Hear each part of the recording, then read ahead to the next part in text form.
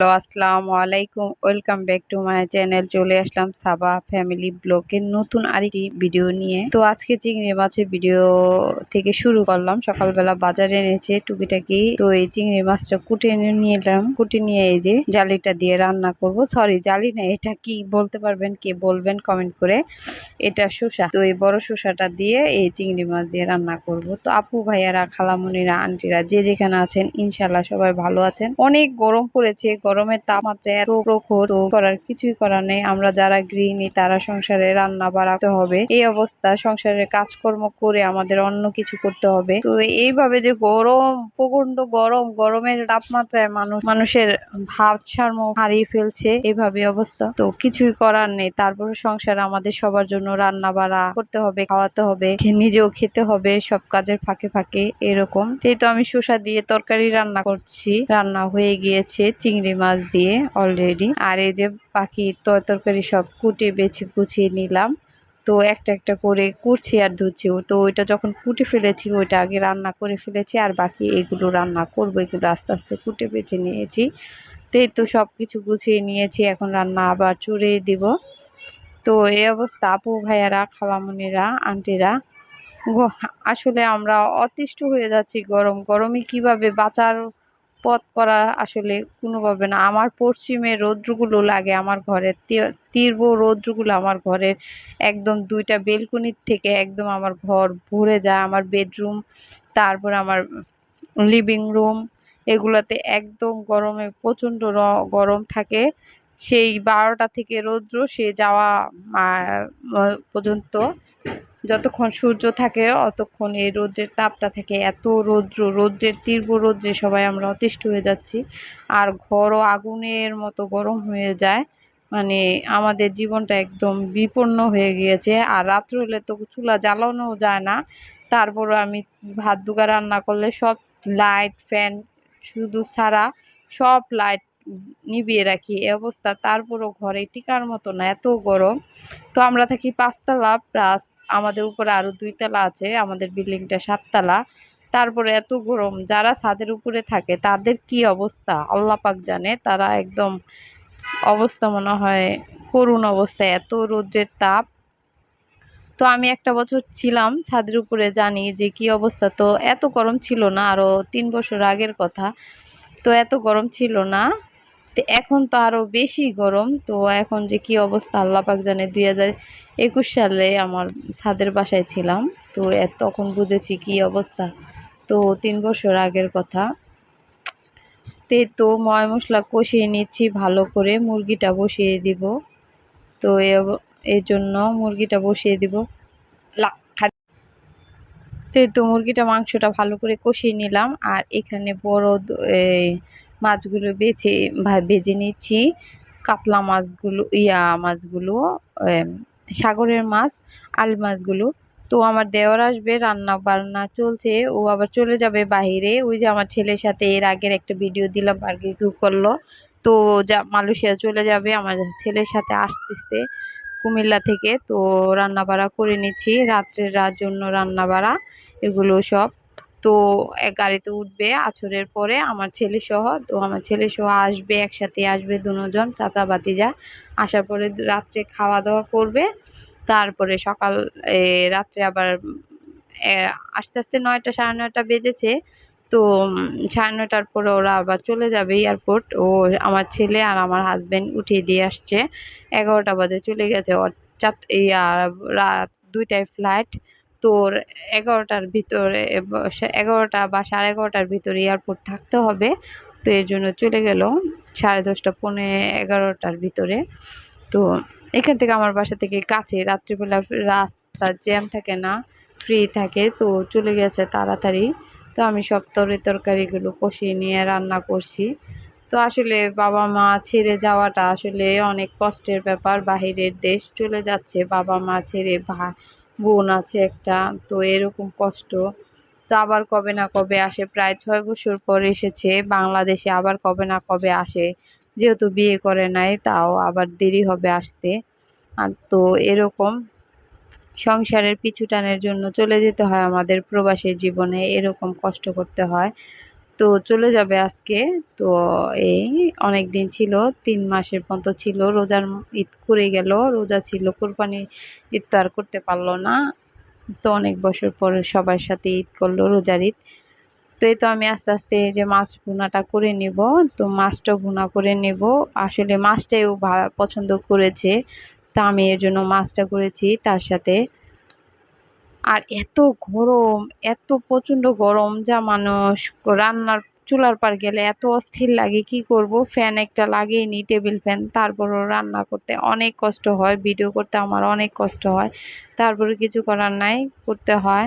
তারপরে এদিক দিয়ে আবার আমার ছেলেটাও বাড়িতে গেছে, গ্রামের বাড়িতে অনেক কারেন্ট ডিস্টার্ব দেয়, কারেন্ট থাকে না, এই অবস্থা, ঠিক মতো ঘুমাতে পারে না ওরা।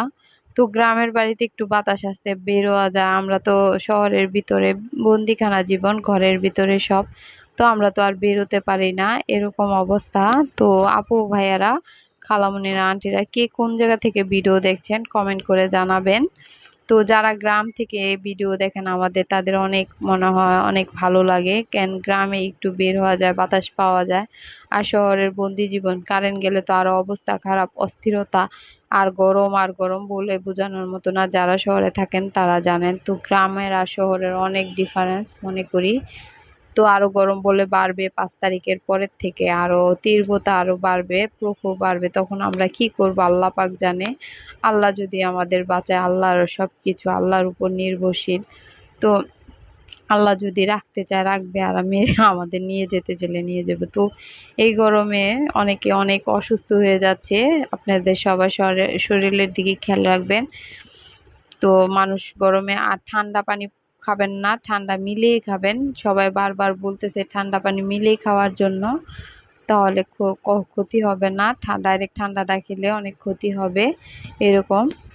তো এই তো আমার প্রায় রান্না বাড়া শেষ পর্যায়ে, ডিমটা ভুনা করলাম, তো মাছও ভুনা করে শেষ করলাম, মুরগিও রান্না শেষ। আর সকালে দুপুরে একটু রান্না করেছিলাম চিংড়ি মাছ দিয়ে শসা, ওইটাও রান্না করেছি, ওইটাও একটু আমরা দুপুরে খেয়েছি, ওইটাও আছে। তো এই রাতের জন্য 3 পদ তরকারি রান্না করছি। তো এইভাবে গুছিয়ে নিলাম। আর এই তো ডিম আমার মেয়ে একটা সিদ্ধ খেয়েছে, আমার শাশুড়ি খেয়েছে, আর কেউ খাবে না। তো এই তো চাচা ভাতিজা চলে এসেছে অলরেডি। তো আমি লেবু শরবতটা বানিয়ে রেখে দিয়েছি টেবিলে, যে ওরা এসেছে হাত মুখ ধুয়ে পানিটা খাবে। আমি আর বাকি আর কিছু করিনি নাস্তা, যেহেতু ওরা এসেই ভাত খাবে, তার জন্য আর নাস্তা করি না। কিছুক্ষণ রেস্ট নেওয়ার পরে, আধা ঘন্টা 1 ঘন্টা রেস্ট নেওয়ার পরে এই তো খাবার দাবার টেবিলে দিয়ে দিলাম। তার খেয়ে সবাই জিরিয়ে তারপরে তো এয়ারপোর্টের উদ্দেশ্যে রওনা দিবে। তো আবার একটু গরমের জন্য তো অনেকটাই উদাম গায়ে ছিল। তো বলতেছে আপনি আমাকে ভিডিও করবেন না, আপনি আমাকে ভিডিও করবেন না। আমি বলতেছি না, তুই এই অবস্থা গরমে অতিষ্ঠ, ঘর জার্নি করে এসেছে, তারপর গায়ে কিছু নিয়ে আমি ওইভাবে ভিডিও করব না। কয় না, আপনাকে বুঝা পড়ো দায়, বলতেছে দেওয়ার তো বুঝেন না, দুষ্টুমি করতেছে। এর জন্য আমি বললাম না, করব না তোকে ভিডিও, তুই এক সাইডে দাঁড়া, আমি টেবিলটায় ভিডিও করি। তো ওরা এক সাইডে দাঁড়িয়ে আছে, তা আমি জাস্ট টেবিলটা ভিডিও করেছি। পাশে আমার ভাগ্নিও আছে, আমার হাজব্যান্ড আছে, আমার ছেলে আছে, আমরা সবাই একসাথে। তারপর ওদেরকে উপরে দিয়েছি, আর আমি, আমার হাজব্যান্ড আর আমার ছেলে আমরা নিচে বসে খেয়ে নিয়েছি। তো এই তো আমার ছেলে আর আমরা নিচে বসেছি, আমার দেওর, আমার শাশুড়ি, ওরা উপরে বসেছে। তো আমরা সবাই নিচে বসে খাচ্ছি। তো এই তো খাওয়া দাওয়া শেষ, সব কিছু শেষ। তো এখন বিদায় নেওয়ার পালা। এই যে মার সাথে কথা বলছে মোবাইলে, চলে যাবে এখন। আসলে বিদায় মুহূর্ত অনেক কঠিন, যেতে নাই দিব তবু যেতে হয়, তবু চলে যায়, এরকম একটা ভাষা আছে, কবি বলেছে, কবি রবীন্দ্রনাথ বলেছে। তো এই যে চলে যাচ্ছে, মার সাথে বিদায় নিচ্ছে, আবার কবে না কবে আসে ঠিক নাই।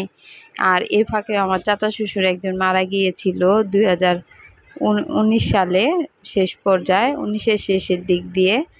তো ওই সময় ও ছিল না, আমাদের সবার আদরের ছিল কাকা, আমরাও সবাই আদরের ছিলাম ওনার কাছে। তো দেখে নেয়, আবার মাও অসুস্থ, মা সবার বড় মুরব্বি, তো মাকে আবার এসে দেখে না, দেখে বলা যায় না, মানুষের তো 1 সেকেন্ডের ভরসা নাই। তাই তো মার থেকে ভালো করে বিদায় নিল। এই তো আমি নিচের দিকে নেমেছিলাম, তারপর আমার ছেলেকে, তোমার এত রাত্রে নিচে নামার দরকার নেই, তারপর আমি আর নিচে যাইনি, চলে এসেছি। ওরা নিচের দিকে নেমে গেছে, আমি উপরে থেকে। তো এই তো আমার বেলকনি থেকে একটু ভিডিও শ্যুট করলাম আমি আর আমার মেয়ে, যে চাচা ভাতিজা টলি টলি আবার নিচে আমাদের ইসের ঘরে ছিল, কেয়ারটেকারের ঘরে রেখে এসেছিল। তো টলি নিয়ে চাচা ভাতিজা যাচ্ছে এই জন্য। তো এই তো চলে এসেছি এয়ারপোর্টে। তো আমার ছেলে আবার এই ভিডিওটা ধারণ করেছে, আমার হাজব্যান্ড আর ছেলে। তো আমি আর বাসায় আসছিলাম, মা ছিল বাসায় আমাদের সাথে, তার জন্য আর আসা হয়নি। তো এয়ারপোর্ট ওদিন প্রচুর মানুষ ছিল, যেহেতু গরম, মানুষের গরম তো এক গরম, তারপরে এমনি তো আবারও গরম। আর ওদিন প্রচন্ড মানুষ ছিল এয়ারপোর্টে, এত গরম ছিল, মানুষের মাথা মানুষ খায় যাকে বলে। সবাই ছুটিতে এসেছিল, এখন চলে যাচ্ছে, সবাই বিদায় নিচ্ছে সবার প্রিয়জন মানুষ থেকে। আসলে বিদায় মুহূর্ত অনেক কষ্টের, সবাই বুঝেন। যার যত আমার ভিউয়ার্সরা আছেন, যার আত্মীয় স্বজন বাইরে থাকে, তারা বুঝেন যে কত কষ্ট। তো বিদায় বেলা যত কষ্ট। তো ওর কাকাকে ভিতরে ঢুকিয়ে করে তারপরে যারা বাপ ছেলে চলে আসার সময় এই ভিডিওগুলো করেছে। অনেক মানুষ আর মানুষ বিদায় মুহূর্তের জন্য অপেক্ষা করছে, কেউ যাবে কেউ আসবে, অপেক্ষা মুহূর্ত তো শেষ হয় না। তো ও অনেকক্ষণ দাঁড়িয়ে ছিল, ওর জন্য ইমিগ্রেশন করা হয়েছে, তখন আবার ওকে ভিতর থেকে এসেছে, এসে ওর আমার ছেলে আর ছেলের বাবার সাথে কথা বলছে, বলা আম্মু যে ওই সময় কাকাকে একটু ভিডিও করব, ওই সময় নেই, কাকা তাড়াতাড়ি ঢুকে গিয়েছে আর অনেক মানুষ ছিল। তো এই তো এয়ারপোর্টের মূল প্রথম গেট থেকে একদম লাস্ট গেট পর্যন্ত আমার হাজবেন্ড ছেলে ভিডিও করে নিয়েছে। তো আপু ভাইয়ারা খালামুনিরা আন্টিরা যে যেখানে আছেন, ইনশাআল্লাহ সবাই ভালো আছেন, ভালো থাকবেন, সুস্থ থাকবেন। আজকের মতো এখানে বিদায় নিলাম। আল্লাহ হাফেজ। আসসালামু আলাইকুম আহমতুল্লাহি ওয়া বারাকাতুহু।